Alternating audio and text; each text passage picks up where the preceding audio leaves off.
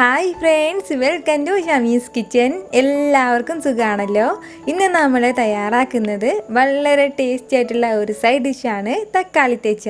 അപ്പോൾ വീഡിയോയിലേക്ക് പോകുന്നതിന് മുന്നേ നമ്മുടെ ഷമീസ് കിച്ചൻ ചാനൽ ഇതുവരെയും സബ്സ്ക്രൈബ് ചെയ്യാത്തവരുണ്ടെങ്കിൽ, അല്ലെങ്കിൽ ഇത് ആദ്യമായിട്ടാണ് കാണുന്നതെങ്കിൽ പ്ലീസ് ഒന്ന് സബ്സ്ക്രൈബ് ചെയ്തേക്കണേ. ആ ഷമീസ് കിച്ചൻ്റെ തൊട്ടടുത്തുള്ള ചുമന്ന ബട്ടൺ ഒന്ന് ക്ലിക്ക് ചെയ്യുക. കൂടെ തന്നെ തൊട്ടടുത്തുള്ള ബെല്ലൈക്കൻ ക്ലിക്ക് ചെയ്യുമ്പം ഓൾ എന്നെ പ്രസ് ചെയ്യണം. എങ്കിൽ മാത്രമേ ഞാൻ അപ്ലോഡ് ചെയ്യുന്ന വീഡിയോസ് എല്ലാം നിങ്ങൾക്ക് കറക്റ്റായിട്ട് നോട്ടിഫിക്കേഷൻ ലഭിക്കത്തുള്ളൂ. എന്നാൽ ശരി, നമുക്കിനി വീഡിയോയിലേക്ക് പോകാം. നമ്മുടെ ഈ തക്കാളി തെച്ച തയ്യാറാക്കി എടുക്കാൻ വേണ്ടിയിട്ട് മെയിനായിട്ട് നമുക്ക് വേണ്ടത് തക്കാളി തന്നെയാണ്.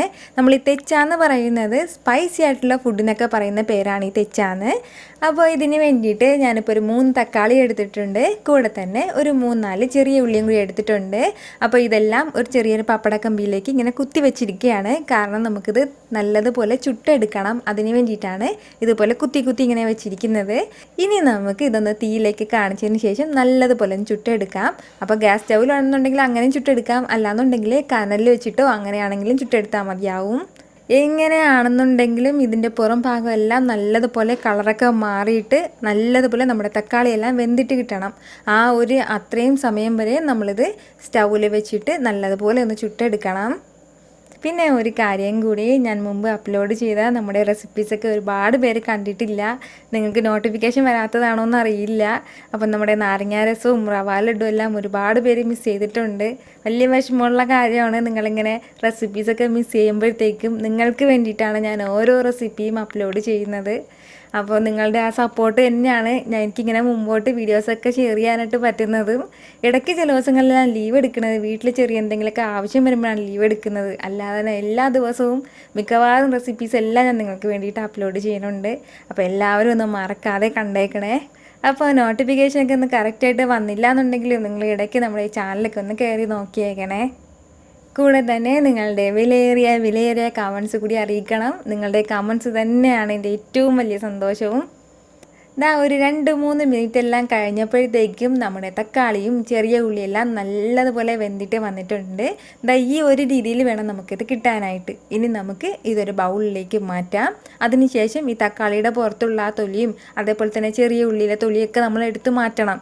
നന്നായിട്ട് ചൂടാറും മുമ്പ് തന്നെ ഇത് നമ്മൾ എടുത്ത് മാറ്റണം. പക്ഷെ ഇപ്പം നല്ല ചൂടാണ്. ചെറുതായിട്ടൊന്ന് തണുക്കാൻ വേണ്ടിയിട്ട് നമുക്കിത് മാറ്റി വെക്കാം.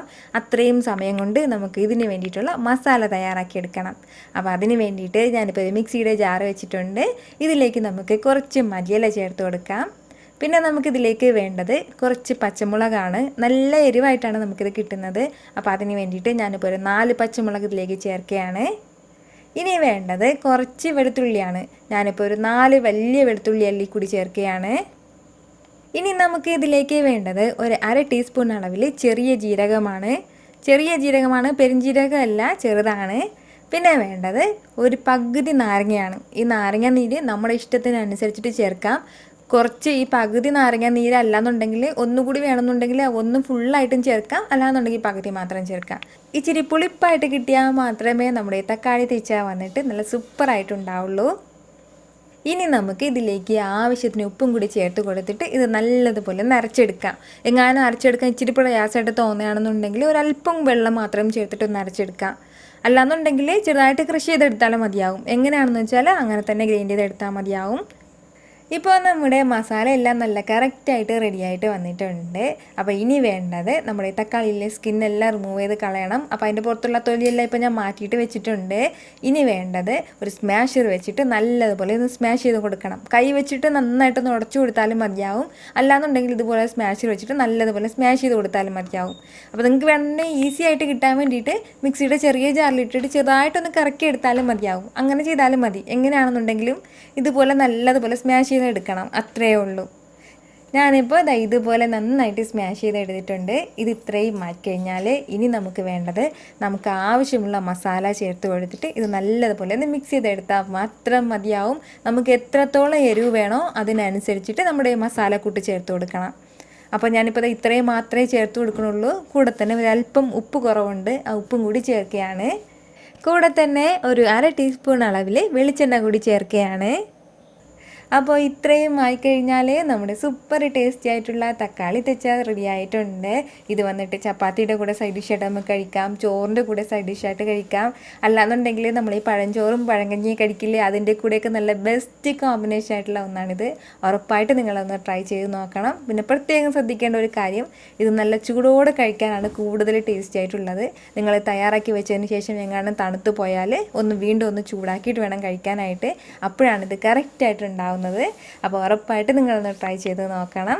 ഈ വീഡിയോ നിങ്ങൾക്ക് ഇഷ്ടമായിട്ടുണ്ടെന്നാണ് എൻ്റെ വിശ്വാസം. ഇഷ്ടമായാൽ ഇതൊന്ന് ലൈക്ക് ചെയ്തേക്കണം. ഇത് മറ്റുള്ളവരും കാണണമെന്ന് ആഗ്രഹിക്കുന്നുണ്ടെങ്കിൽ നിങ്ങളുടെ ഫ്രണ്ട്സിനും ഫാമിലിക്കും എല്ലാവർക്കും ഒന്ന് ഷെയർ ചെയ്ത് കൊടുക്കാനും മറക്കരുത്. വീണ്ടും നല്ലൊരു ഉഷാറ് വീഡിയോ ആയിട്ട് ഞാൻ വരുന്നതായിരിക്കും. അതുവരേക്കും എല്ലാവരും ഹാപ്പി ആയിട്ടിരിക്കുക, സന്തോഷമായിട്ടിരിക്കുക, ചിരിച്ചുകൊണ്ടിരിക്കുക. Take care dear friends.